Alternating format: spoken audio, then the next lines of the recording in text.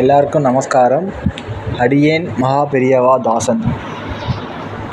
ஒரு 10 நாளைக்கு முன்னாடி ஒரு வீடியோவில் நான் சொல்லியிருந்தேன், மகா பெரியவாளுக்கு அனுஷம் பண்ணணும். அவர் நான் மட்டும் முடிவு பண்ணால் முடியாது, மகா பெரியவாளே நடத்திக்கணும், அவளே அதுக்கு ஒரு வழியை எடுத்து கொடுக்கணும்னு. அதே மாதிரி போன ஞாயிற்றுக்கிழமை சண்டே நான் பக்கத்தில் ஒரு பெருமாள் கோவிலுக்கு போயிருந்தேன்.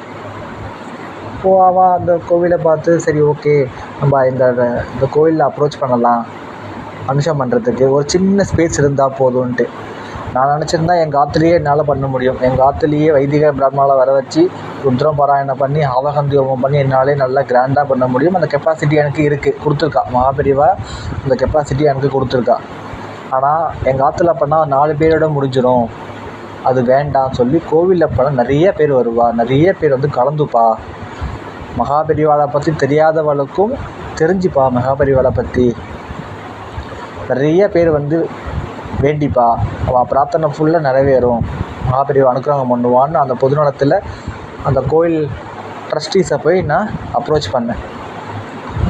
அவளும் ஃபஸ்ட்டு அனுஷமா என்ன இது, இப்போ நீங்கள் மகாபெரிவாளை பற்றி சொன்னால் நாளைக்கு வேறு ஒருத்தர் வந்து வேறு சாமியை பற்றி வைக்கணும்னு சொல்லுவா, அவளுக்கு பூஜை பண்ணணும்னு சொல்லுவா அப்படின்ற மாதிரி நிறைய பேசிகிட்டே இருந்தா.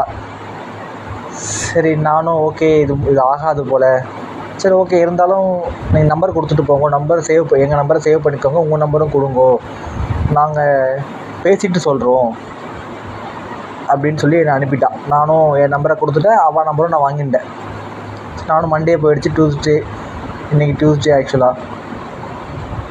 இந்த டைமில் எனக்கு இன்றைக்கி 4 மணிக்கு கால் வந்தது. இந்த மாதிரி இந்த இடத்துல வந்து கோவிலேருந்து பேசுகிறோம், சண்டே வந்திருந்தேலே மகாபெரிவா அனுஷத்துக்காக, என்ன பண்ணுவேல், எப்படி பண்ணுவேல், எவ்வளோ நாளே எடுத்துப்பேல், எல்லாத்தையுமே வரிசையாக கேட்டுருந்தான். நான் அவகிட்ட மாமா நான் ஆஃபீஸில் இருக்கேன், என்னால் இப்போ ப்ரீஃபாக பேச முடியாது, நான் ஆற்றுக்கு வந்த உடனே பேசுகிறேன் அப்படின்னு சொல்லியிருந்தேன். அதே மாதிரி வந்துட்டு ஒரு 9:30க்கு இன்றைக்கி நான் கால் பண்ணேன் அவளுக்கு. ஸோ அவகிட்ட ப்ரீஃபாக நான் பேசினேன். எனக்கு ரொம்ப ஆச்சரியம், எல்லாருமே அக்செப்ட் பண்ணிட்டான். அவள் எல்லாம் வைஷ்ணவா, எல்லாருமே அக்செப்ட் பண்ணிட்டான்.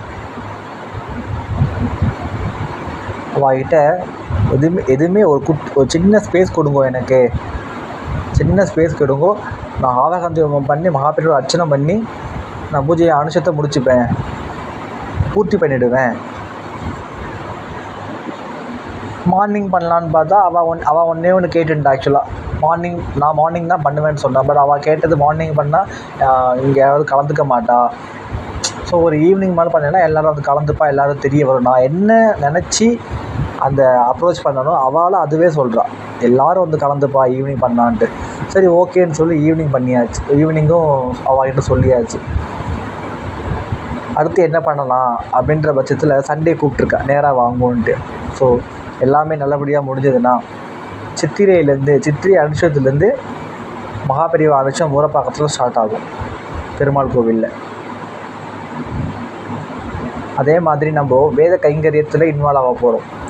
சித்திரை அனுஷம் ஸ்டார்ட் ஆன உடனேயே மாதம் பிரதி மாதம் ஒரு பாடசாலையில் நம்ம வந்து மகாபெரிவா ஸ்கீம் க்ரியேட் பண்ண பெரிய அரிசி திட்டம் ஸ்கீமை கொண்டு போகிறோம். நிறைய பேர் பண்ணிகிட்டுருக்கா, நிறையா கடல் மாதிரி பண்ணிகிட்ருக்கா, பிரம்மாண்டமாக பண்ணிகிட்ருக்கா. நம்மளும் அதில் வந்து கலந்துக்கலாம் அப்படின்ற பட்சத்தில் நம்மளால் முடிஞ்ச வேத கைங்கரியத்தை ஒரு பாடசாலைக்கும் பண்ண போகிறோம். ராம் ராம்.